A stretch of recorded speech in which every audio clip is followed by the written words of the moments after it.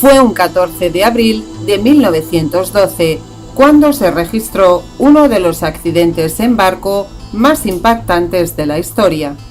De los 2.224 pasajeros y tripulantes, solo sobrevivieron 107 al hundimiento del Titanic. El palacio flotante, como ha sido denominado, dotaba con lujosos salones, finos restaurantes, piscinas y jardines de ensueño, que fueron dibujados por su constructor, el que aseguraba que su obra era inhundible.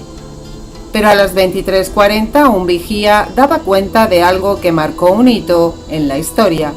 El Titanic había chocado con un iceberg en un viaje inaugural rumbo a Estados Unidos, dejando consecuencias catastróficas. ¿Por qué no hubieron suficientes botes salvavidas? Porque el capitán hizo caso omiso de al menos 8 telegramas que avisaban de peligros de iceberg. ¿Quiénes murieron en la tragedia? ¿Cuál es el lado oscuro del hundimiento del Titanic? ¿Accidente o conspiración? Todos conocemos la historia reproducida cientos de veces en películas, series, etc., pero según los estudios de algunos investigadores, su colisión y su posterior hundimiento parecen indicar que algo turbio se esconde detrás de la historia oficial. Desde Signos del Cosmos intentaremos dar a conocer algunos datos que nos ayudarán a comprender qué fue lo que ocurrió realmente esa noche. Uno de los primeros datos que obtenemos, bastante curioso, es sobre un libro escrito en 1898 por Morgan Robertson, antes marino mercante, el cual publica un libro donde un barco llamado Titán choca con un iceberg en el océano Atlántico. En el relato, el Titán tampoco iba con los botes suficientes salvavidas y el capitán del Titán se llamaba Smith. O es una profecía o una casualidad, pues se cumplió casi al pie de la letra lo que este señor Robertson escribió 10 años antes. El Titanic fue la tercera construcción construida por la empresa White Star Line, empresa naviera. Dicha empresa construyó 3 barcos de la línea Olympic. El primero se llamó Olympic, el segundo Titanic y el tercero Britannic. El Olympic y el Titanic eran barcos gemelos, por lo tanto existe otro Titanic que no se hundió, y aquí comienza la historia oculta del Titanic.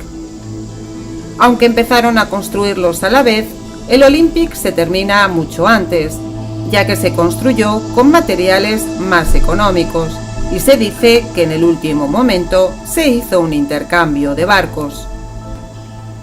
El 31 de julio de 1908, la White Star Line comienza a fabricar su proyecto más ambicioso, la construcción del buque más lujoso, más grande y más seguro del mundo. Se llamará Titanic.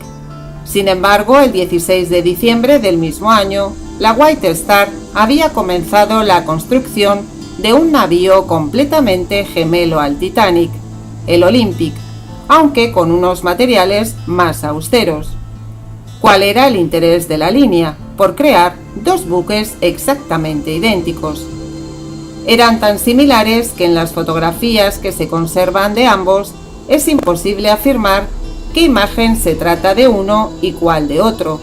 Incluso el interior de ambas naves guardaba un parecido sorprendente. La única diferencia estaba en la cubierta. Una era cerrada por completo, mientras que la del Titanic estaba medio abierta. Asimismo, las 2 naves contaban con 4 chimeneas, a pesar de que una era totalmente falsa y carecía de utilidad. Hay una gran teoría de la conspiración que postula que ante los problemas financieros por los que atravesaba la empresa propietaria del barco, la White Star Line, como medida desesperada por evitar la bancarrota, optó por cambiar los 2 barcos, haciendo pasar el Olympic por el Titanic, enviando el falso Titanic a un viaje sin retorno para poder cobrar el seguro. En 1911 el Olympic sufrió un accidente y tuvo que ser parcheado y reparado, por lo cual fue enviado de nuevo a Belfast, donde los dos barcos estuvieron juntos por un tiempo, donde se dice que se sustituyeron los rótulos y el nombre de los cascos. El 1 de septiembre de 1985, los oceanógrafos Robert Ballard y Jean-Louis Michel localizaron los restos del Titanic. Se encontraban a 3.800 metros de profundidad en el Atlántico Norte. En esa expedición aparecieron algunas de las letras del nombre del barco, y entre ellas estaban la letra M y la letra P, posibles letras del Olympic. Tanto John Morgan, dueño de la White Star, como James Peary, dueño de los astilleros, rehusaron hacer el viaje inaugural de la obra de su vida, a pesar de acostumbrar a hacer la travesía inicial de todos sus navíos. Morgan anuló su reserva alegando encontrarse enfermo, aunque con posterioridad se demostró que tal enfermedad era falsa. Otros personajes importantes anularon sus reservas a última hora, como Robert Bacon o Henry Clay Frick, así como numerosos clérigos relacionados con la orden jesuita. Es especialmente significativo el episodio que protagonizaron los miembros de la adinerada familia Wonderbright, quienes después de ordenar a su mayordomo y a su ama de llaves acondicionar su camarote para la travesía y colocar todo su equipaje, anularon sus billetes 10 minutos antes de zarpar, abandonando a bordo todos sus enseres y a sus sirvientes sin dar explicación alguna. Muchos de los pasajeros que iban a bordo en realidad no tenían ningún billete para el Titanic, sino que fueron embarcados en él de manera forzosa. El Titanic era un coloso que consumía 650 toneladas de carbón al día. En las fechas cercanas a su viaje inaugural, hubo una oportuna e importante huelga de trabajadores mineros, lo que hizo que parte del carbón destinado a otros navíos fuese llevado al Titanic, con lo que hubo una importante cancelación de travesías en dichas fechas.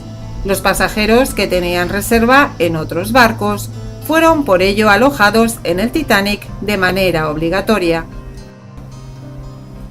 Asimismo, se sucedieron una serie de extraños sucesos, como que recibieron hasta 7 avisos sobre la peligrosidad de la presencia de iceberg, pero aún así, el capitán John Smith, que llevaba más de 25 años al servicio de la White Star y conocía a la perfección la peligrosidad de las aguas del Atlántico, ordenó avanzar a toda máquina, 25 nudos por hora, en una fría y oscura noche sin luna.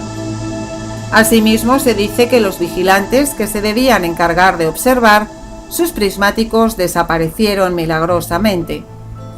A su vez, cuando empieza el hundimiento, en vez de tirar bengalas rojas, se tiraron de color blanco. El buque SS California pudo ver las señales lanzadas, pero lo interpretaron como consecuencia de alguna comunicación interna o de alguna celebración a bordo. La primera señal de socorro se manda 35 minutos después del choque con el iceberg, y lo más doloroso de todo es que a las clases bajas el capitán del Titanic da la orden para que se cierren las puertas de su planta. Otro dato a tener en cuenta es que en el año 1912, John Morgan junto a Rockefeller y unos cuantos querían conformar el Banco Central de Estados Unidos, pero había muchos magnates inmensamente poderosos que no estaban de acuerdo, porque iba a quedar la economía estadounidense en manos del Banco Central. Según esto, Morgan, junto con órdenes de los jesuitas, fueron los que mandaron construir el Titanic, para que en esta casualidad accidental murieran 3 de los grandes opositores de Morgan y Rockefeller a la construcción del Banco Central de los Estados Unidos. Dichos magnates eran John Jacob Astor, el hombre más rico del mundo, Benjamin Guggenheim e Isidore Strauss. por lo que según esta teoría, el Titanic fue reemplazado y de esta manera estos tres personajes murieran. De esta manera quedaría el campo libre para la construcción del Banco Central. A su vez, el capitán John Smith era jesuita y según esta teoría, la orden jesuita le habría ordenado inmolarse y hundir el Titanic con tal de que todo el plan de la conspiración tuviera éxito. Pero, ¿qué ocurrió realmente con el Titanic? ¿Cuál fue el motivo real de su hundimiento? ¿Por qué se llevaron a cabo tantas negligencias que terminaron por hacerlo zozobrar y perder tantas vidas? No existe respuesta. Lo único que sabemos es que un año después del hundimiento del Titanic, se creó la Reserva Federal de Estados Unidos. Se abandona el patrón oro y 2 años después la Iglesia tiene la financiación suficiente como para dar comienzo a su tan añorada guerra en Europa. Quién sabe si aquel famoso transatlántico nunca se hubiese hundido, el mundo que hoy conocemos distaría mucho del que hubiese sido en realidad. Gracias a todos por ver el vídeo. Esperamos vuestros comentarios y experiencias para seguir enriqueciendo los contenidos del canal. Nos vemos en el próximo videoprograma. Mucha luz y mucha suerte.